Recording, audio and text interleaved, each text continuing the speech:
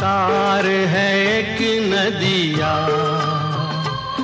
दुख सुख दो किनारे हैं, ना जाने कहाँ जाए हम बहते धारे हैं। संसार है एक नदिया, दुख सुख दो किनारे हैं, ना जाने कहाँ जाए हम बहते धारे हैं। संसार है एक नदिया।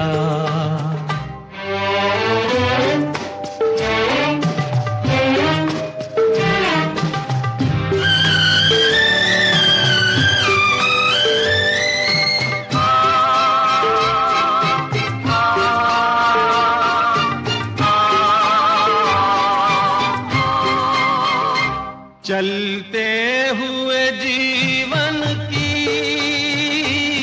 रफ्तार में एक लय है, चलते हुए जीवन की रफ्तार में एक लय है, एक राग में एक सुर में विद्यार्थी नमस्कार।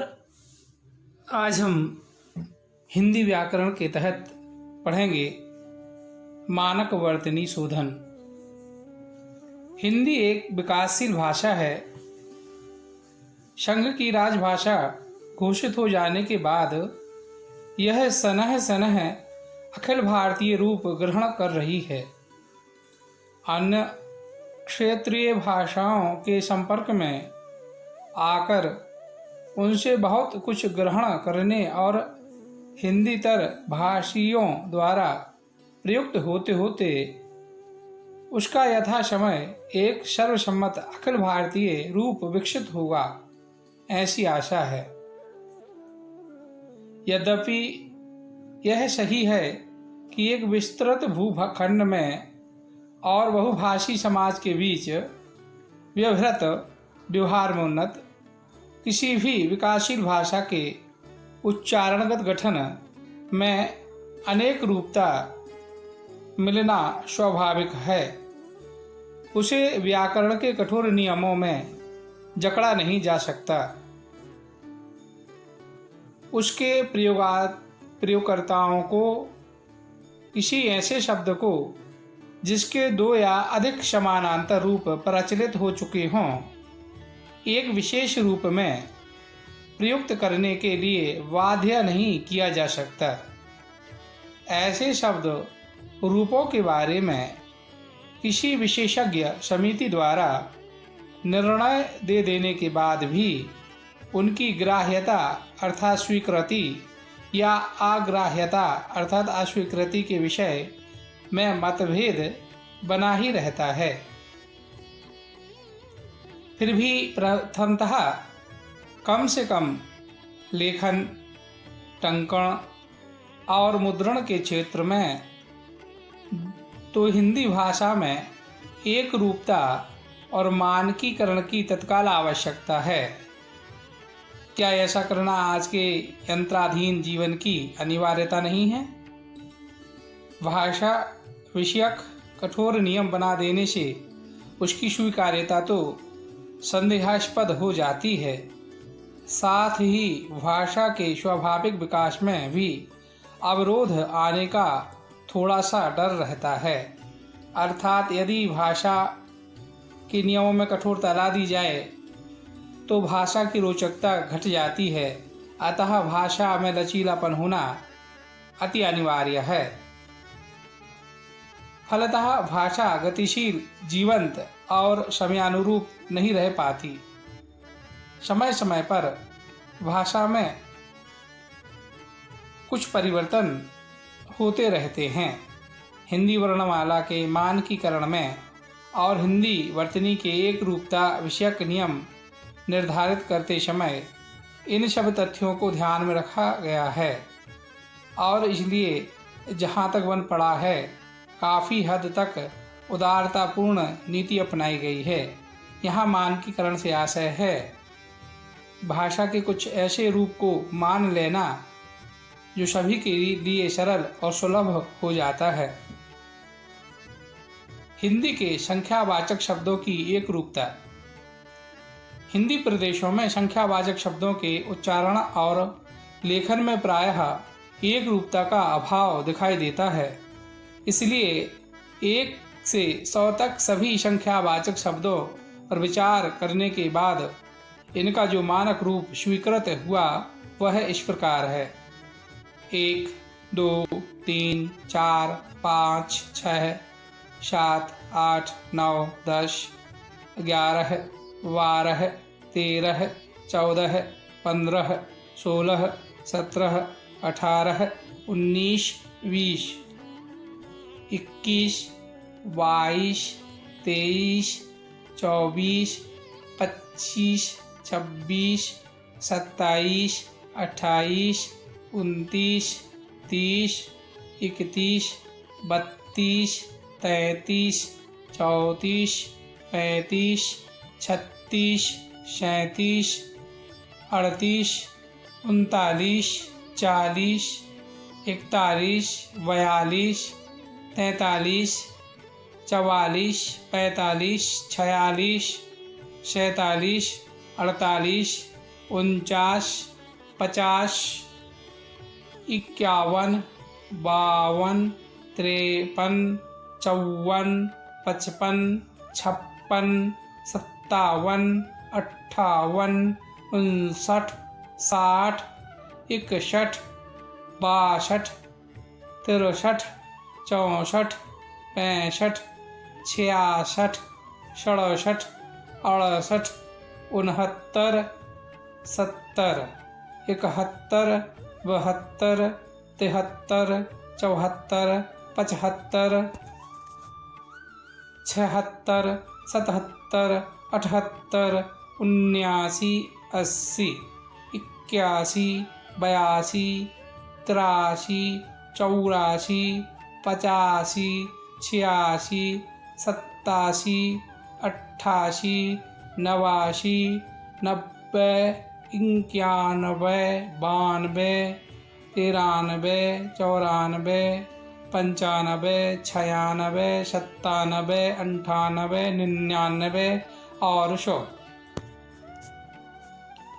क्रम सूचक संख्याएं: पहला, दूसरा, तीसरा, चौथा, पांचवा, छठवां, सातवां, आठवां, नौवां, 10वां, प्रथम, द्वितीय, तृतीय, चतुर्थ, पंचम, षष्ठ, सप्तम, अष्टम, नवम, दशम को भी संस्कृत के साथ हिंदी में स्वीकृति प्रदान की गई है। भिन्न सूचक संख्याएं: 1/4, आधा, पौन, सवा, इसको सवा एक नहीं कहेंगे।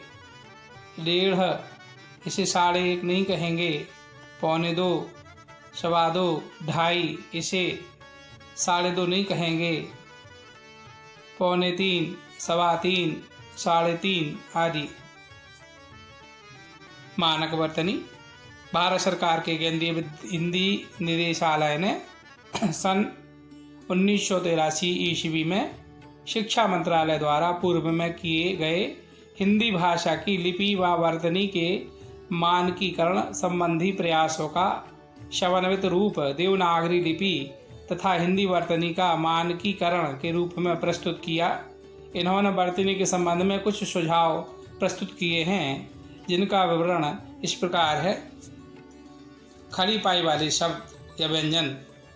खड़ी पाई वाले व्यंजनों के संयुक्त रूप परंपरागत तरीके से खड़ी पाई को हटाकर ही बनाए जाते हैं, यथा खयाति, लग्न, विघ्न, व्यास, कच्चा, छज्जा, श्लोक, नगण्य, राष्ट्रीय, कुत्ता, पथ्य, ध्वनि, न्यास, स्वीकृति, प्यास, डिब्बा, सभ्य, रम्य, यक्षमा, शय्या, त्रम्बकम। इनमें आदि रूप को पाई हटाकर ही लिखा जाता है।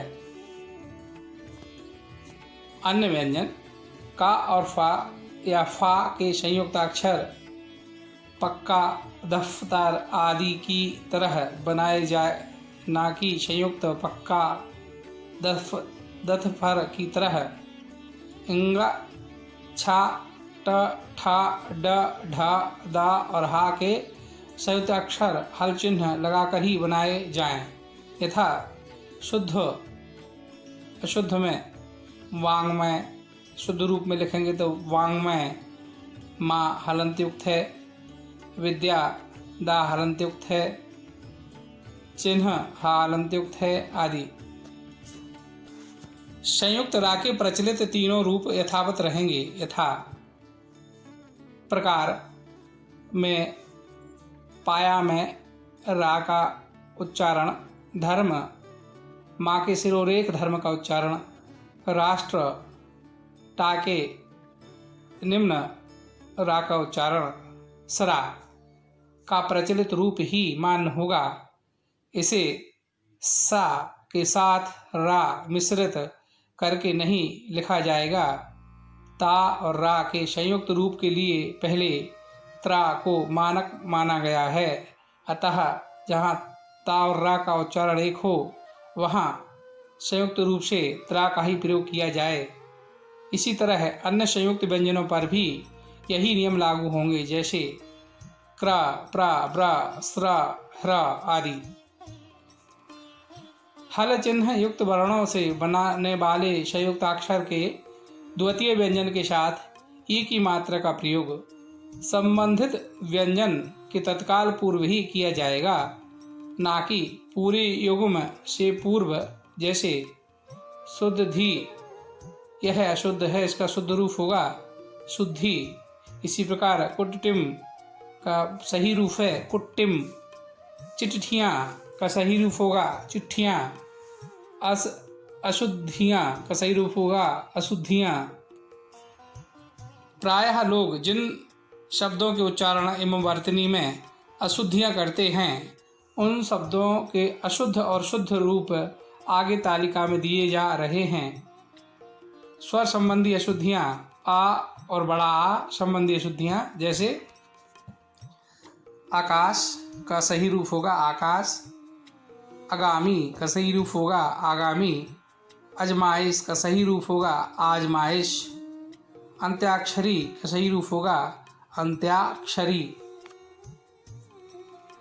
इसी प्रकार आर्यावर्त का सही रूप है आर्यवर्त, अल्पीन का सही रूप है आल्पिन, आजकाल का सही रूप है आजकल, ढांकना का सही रूप है ढकना, चहर दीवारी का सही रूप है चहार दीवारी, हस्तक्षेप का सही रूप है हस्तक्षेप, हाथिनी का सही रूप है हथिनी। ई और बड़ी संबंधी अशुद्धियाँ, ईश्वर का ईश्वर, शीर्षक का शीर्षक, दीपिका का दीपिका, कोटि का कोटि, लीजिए का लीजिए, गिनना का गिनना, हानि का हानि, आशीर्वाद का आशीर्वाद।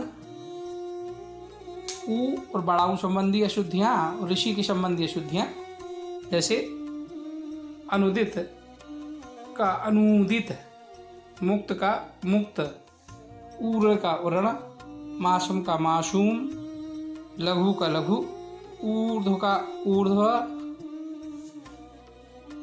इसी प्रकार ऋषि संबंधी शुद्धियाँ, अनुग्राहित का अनुग्रहित, ऋग्वेद का ऋग्वेद, तृतीय का तृतीय, ऋतु का ऋतु, पैतृक का पैतृक। ये और आई संबंधी अशुद्धियाँ, जैसा का जैसा, पैसा का पैसा, फेंकना का फेंकना, सेना का सेना, भाषाएं आए का भाषाएं, सैनिक का सैनिक। ओ और औ संबंधी अशुद्धियाँ, अलौकिक का अलौकिक, औद्योगिक का औद्योगिक, लूटना का लौटना, औरत का औरत, त्योहार का त्योहार, क्रोड़ का प्राण आदि। इसी प्रकार अम्बिंदु और चंद्र बिंदु संबंधी अशुद्धियाँ, आंख का आँख, दांत का दांत, बाह का बाह, मुन्ह का मुंह, गूंगा का गूंगा। विसर्ग संबंधी शुद्धियाँ। प्रातकाल का प्रातःकाल, प्राय का प्रायः, निस्वार्थ का निस्वार्थ, दुख का दुख, निःशुल्क का निःशुल्क। व्यंजन संबंधी श्रुतियाँ। ख, छ, ज और या। आकांक्षा का आकांक्षा, नक्षत्र का नक्षत्र, संक्षेप का संक्षेप, रक्षा का रक्षा, क्षीण का क्षीण, अयोध्या का अयोध्या, जांचना का याचना, जमुना का यमुना, यदि का यदि, योग का योग। टा और ठा संबंधी शुद्धियाँ। कनिष्ठ का कनिष्ठ, घनिष्ठ का घनिष्ठ, प्रविष्ट का प्रविष्ट, इकट्ठा का इकट्ठा, विशिष्ट का विशिष्ट। इसी प्रकार डा, अड़ा, ढा, अड़ा संबंधी शुद्धियाँ। कन्नड़ का कन्नड़, पेड़ का पेड़, षण्यंत्र का षण्यंत्र, सीढ़ियाँ का सीढ़ियाँ, पढ़ता का पढ़ता आदि। णा और ना संबंधी शुद्धियाँ। अर्चना का सही रूप होगा अर्चना, श्रवण का सही रूप होगा श्रवण, विस्मरण का हो सही रूप होगा विस्मरण, प्रणाम का प्रणाम, मरण का मरण आदि। बा और वा संबंधी शुद्धियाँ। नवाब का नवाब, विकट का विकट, पूर्व का पूर्व, धोबी का धोबी, कामयाबी का कामयाबी।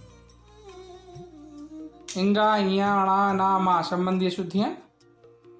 अंग का अंग, कनठ का कंठ, चंचल का चंचल, पंडित का पंडित, झंडा का झंडा। या संबंधी शुद्धियाँ। अंतर्धान का अंतर्ध्यान, सामर्थ्य का सामर्थ्य, मानवर का मान्यवर, कवित्री का कवियत्री, ग्रस्थ्य का ग्रस्थ आदि।